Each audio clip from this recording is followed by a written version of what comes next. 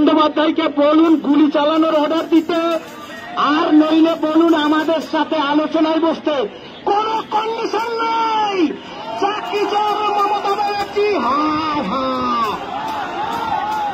অবিলম্বে 22 লক্ষ এমআরের ভিত্তিতে যদি অযোগ্য চিহ্নিত হতে পারে, সুপ্রিম কোর্ট বলেছে মাস্ট বি টার্মিনেট, 12% ইন্টারেস্ট সহ বেতন ফেরত দিতে বলতে পারে। সেই এমআরের ভিত্তিতে কেন যোগ্যতার তালিকা তৈরি করবেন না? আপনাকে উত্তর দিতে হবে।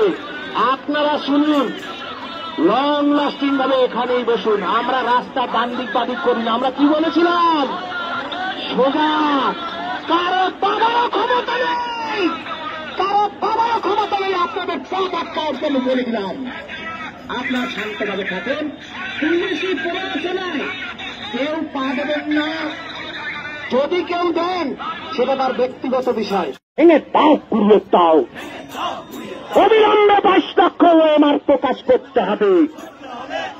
সকল যোগ্যদের চাকরি ফেরাবার ব্যবস্থা করতে হবে। চাকরি চুরির দায় নিয়ে সকল যোগ্যদের চাকরি ফেরাবার ব্যবস্থা করতে হবে। চাকরি চোর মমতা ব্যানার্জি হ্যাঁ হ্যাঁ। ব্যানারটা ছেড়ে দেবেন। অনেকবার বলেছি, আপনারা একটু বুঝবেন। ব্যানারটা ছেড়ে দেবেন। হ্যাঁ, 2 ঘরে থাকবেন, ঠিক আছে। চাকরি চোর মমতা ব্যানার্জি, মমতা ব্যানার্জি হ্যাঁ হ্যাঁ। চলো চলো চলো, আজকে 10 হাতে গো। চাকরি চোর মমতা ব্যানার্জি বাংলা থেকে দূর হতো। চাকরি চোর মমতা ব্যানার্জি হায় হায়। চাকরি চোর মমতা ব্যানার্জি হুঁশিয়ার হুঁশিয়ার। চাকরি চোর মমতা ব্যানার্জি হুঁশিয়ার হুঁশিয়ার। অবিলম্বে সকল যোগ্যদের চাকরি ফেরাবার ব্যবস্থা করতে হবে। অবিলম্বে সকল যোগ্যদের চাকরি ফেরাবার ব্যবস্থা করতে হবে। এই নিয়মের মাধ্যমে চাকরি চোর মমতা ব্যানার্জি আমাদের আন্দোলন দেখবে।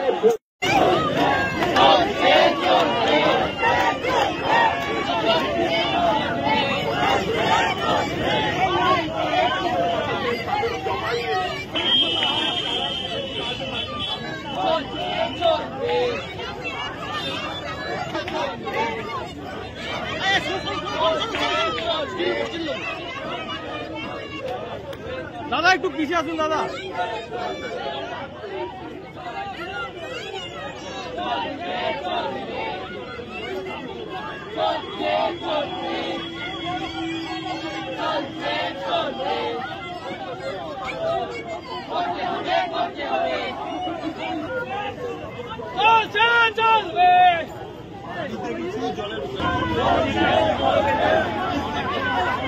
এখানে আসুন, পিছিয়ে আসুন।